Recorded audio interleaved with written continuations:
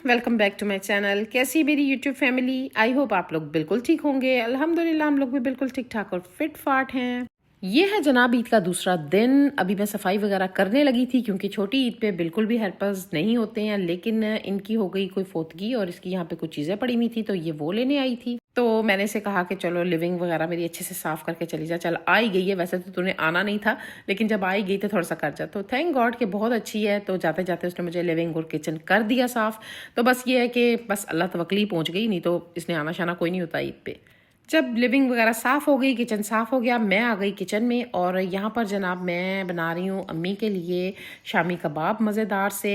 अच्छा, हाथ अपने अच्छे से धो लिया करें ये काम करते हुए, क्योंकि अगर आप ग्लव्स वगैरह पहनते हैं ना तो मेरे से तो ना वो काम मतलब इतनी इजीली नहीं होता, क्योंकि वो मतलब उलझन सी हो रही होती है वो काम। मतलब हाथ में कोई चीज़ पकड़ में आती भी कोई नहीं है ना ग्लव्स पहना हुआ हो तो इसलिए ज़रूरी है कि अच्छे से हैंड वॉश करें और साफ़ सुथरे आपके हाथ हों तब ऐसे काम करें। ठीक है जी। यहाँ पर मैंने ये फटाफट से रेडी कर लिया था कबाब का मसाला। उसको मैंने उसमें प्याज डाला, हरा धनिया डाली, मिर्चें वगैरह अम्मी के लिए डालनी नहीं होती क्योंकि अम्मी बिल्कुल नमक तो खाती हैं, मिर्च नहीं खाती हैं।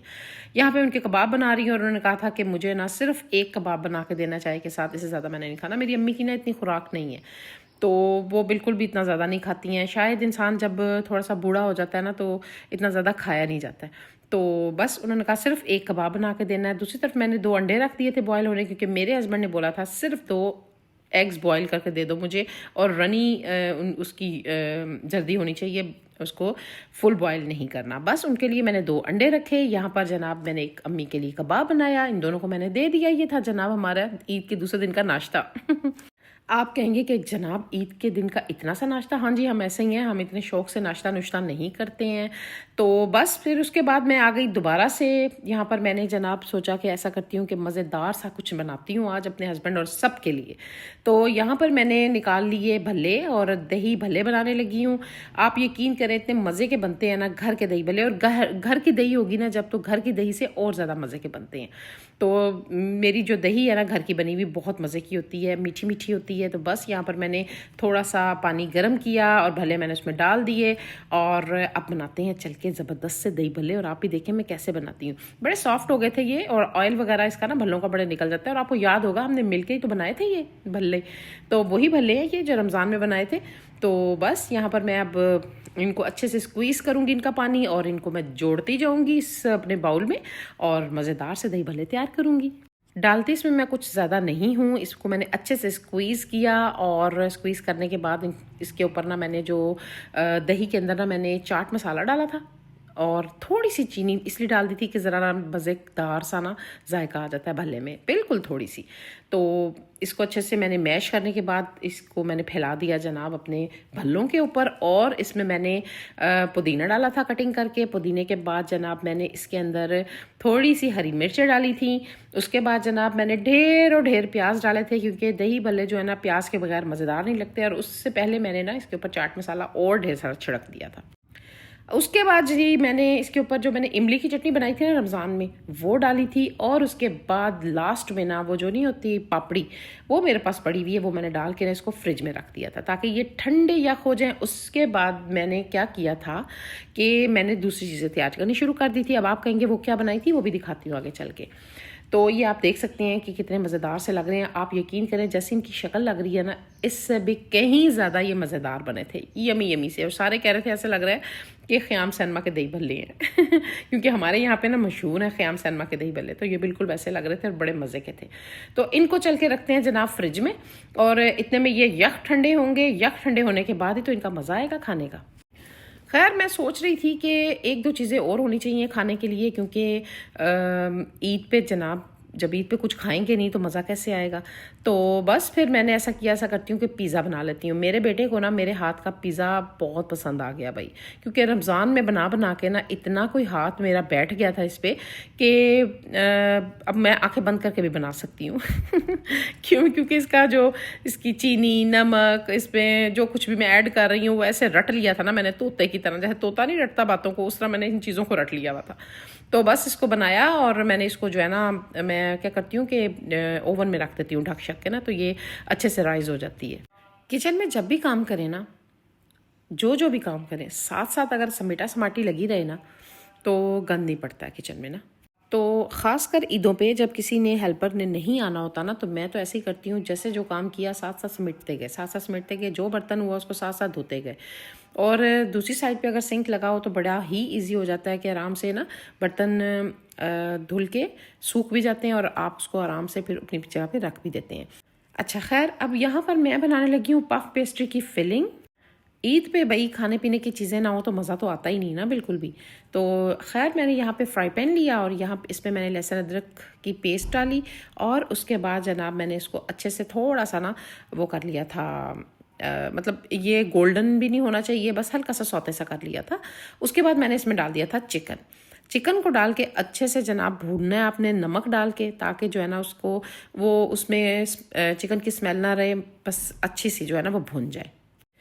और इसमें कुछ ज़्यादा चीज़ें नहीं जाती हैं पफ पेस्ट्री की फिलिंग में। इसमें मैंने जो है ना सिर्फ सफ़ेद ज़ीरा, सूखा धनिया पिसा हुआ और नमक, मिर्च और प्याज, थोड़ा सा प्याज भी काट के डाला था ताकि इसका जो जायका ना ज़रा डिफरेंस। और पफ पेस्ट्री में प्याज के जायके के साथ जब ये चिकन डलता है ना, बहुत मज़े का बनता है। ये जो चीज़ें मैं बना रही हूँ ना, आप लोग ट्राई लाजमी करना, यकीन करें आप लोग कहेंगे कि वाकई ये बड़े मज़े की थी और ईजी भी थी ना, इतना मुश्किल नहीं था, बस फटाफट से बन गई थी। खैर जी, इस दफ़ा हम लोग कहीं नहीं गए ना ईद पे, तो मेरे हस्बैंड ने बोला हुआ था कि तुम बस छोटी मोटी चीज़ें तो घर में बनाती रहो, लेकिन हम ऐसा करेंगे डिनर वगैरह हम बाहर ही किया करेंगे। तो बस इधर तो फिरने चले जाते थे, कभी कहीं कभी कहीं, कभी भेरा, कभी किधर कभी किधर। 4 बजे के बाद निकल जाते थे ताकि जो है ना हमारा पूरा दिन जो हमने घर में थोड़ा सा रेस्ट मारी है, शाम को हम जो है ना एंजॉय करके आराम से 1-1:30 बजे रात को घर वापस आते थे। यहाँ पर जब मैंने सारी चीज़ें बनाकर मतलब उनकी सारे मसाले मसूले बनाकर रख दिए, तो फिर मैं चली गई थी रेडी होने के लिए। और रेडी होने के बाद अब मैं दोबारा आई हूँ किचन में, क्योंकि अब मुझे कोई ऐसा ख़ास काम नहीं करना था, अब सिर्फ फ्राई फ्रूई करनी थी चीज़ें। तो बस अब मैं इनको, इस पफ पेस्ट्री सॉफ्ट हो चुकी थी, अब ये जो मैंने इसकी फिलिंग बनाई थी ना वो मैंने इसमें भरती जाऊंगी। और बस इसको कुछ भी नहीं करना, हमने सिर्फ एयर फ्रायर करना है। और इसमें मैंने अंडा लगाया, साथ मैंने ये फिलिंग रखी और उसके बाद जनाब इसको मैंने फोक की मदद से अच्छे से बंद कर दिया था। और उसके बाद जनाब मैंने ना इसको एयर फ्रायर में बनने के लिए रख दिया था।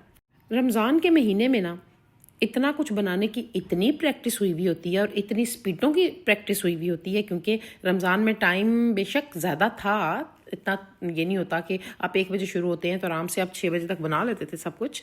फ़ायदा ये होता है कि आपके हाथों में इतनी तेज़ी आ जाती है, इतनी स्पीड पकड़ लेते हैं हाथ कि ऐसा लगता है जैसे आपके हाथ मशीन बन गए हैं। मेरा तो ऐसे ही लग रहा था कि जैसे मेरे हाथ मशीन बने हुए, हर चीज़ फटाफट बन रही थी। खैर जी, यहाँ पर मैंने एयर फ्रायर होने रख दी है पफ पेस्ट्री। ये जनाब दही भल्ले, इसको रखते हैं डाइनिंग टेबल पे। और जो है ना ये पफ पेस्ट्री भी मेरी तकरीबन तैयार हो चुकी थी। और जो मैंने बनाया था, पिज़्ज़ा भी मेरा बड़े मज़ेदार बन गया था, और पिज़्ज़ा तो खैर बहुत ही यमी बना था। तो ये सारी चीज़ें अब मैं टेबल पे लगा रही थी और मैंने सोचा कि मैं फटाफट से लगाती हूँ और इसको इंजॉय करते हैं। उसके बाद फिर कुछ प्लान बनाएंगे कि हमने आज जाना कहाँ पे है। ये है जी मेरी टेबल, ज़बरदस्त मज़ेदार सी चीज़ों के साथ हाजिर है आप लोगों के सामने। देख लें आप कितने मज़ेदार भल्ले लग रहे हैं, है ना। और पफ पेस्ट्री, साथ मिनी पिज़्ज़ा, जो कि मेरे बेटे को बड़ा पसंद है, तो इसलिए आजकल लगातार बना रही हूँ। खैर जी, यहाँ पे मेरे मियाँ कुछ काम गए थे बाहर और मेरे लिए लेकर आए ज़बरदस्त से गजरे, खूबसूरत, खुशबूदार। इतनी महक रही थी ना इसकी खुशबू के क्या ही बताऊँ। तो जब मेरे हस्बैंड लेकर आए तो मुझे बड़ा अच्छा लगा। मैंने कहा ज़बरदस्त, अब जब आप लाए हो तो ख़ुद ही पहना दो मुझे। तो बस उन्होंने ये पहनाए और अब ये तकरीबन 9:30 का टाइम है। अच्छा, आज हमने डिसाइड किया कि हम ऐसा करते हैं, आज हम चुबारा जाएंगे, जो कि हमने कल जाना था, लेकिन हम कल चले गए थे झाल चक्कियाँ। तो आज फिर डिसाइड हुआ कि चुबारा ही चलते हैं।